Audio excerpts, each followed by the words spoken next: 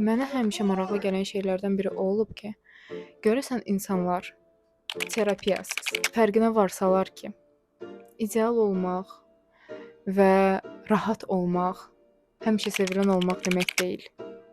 Və çox narahat olan, bir çox insanın ideal anlayışından uzaq olan insanlardan çox sevilən insanlar var. Və bu sevgiyə layiq olmaq üçün heç nə eləmirlər. Görürsən insanlar bu fərqindəliyi yaşasalar, həyata qarşı baxış açıları və addımları necə dəyişər? Niyə görə fərqindəlik yaşamaq deyirəm? Çünki sözdə hər kəs bunu bilir.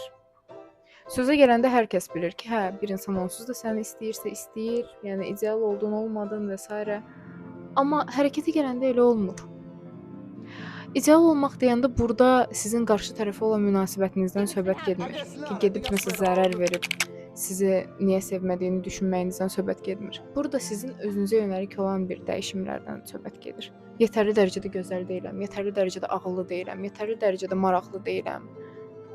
Yetərli dərəcədə olum, onda həyatımın eşqi ilə rastlaşacağam və xoşbəxt olacağam. Həyatınızın eşqi sizi sevmək üçün sizin ideal olmağınızı tələb eləmir. Siz olmağınız yetərlidir.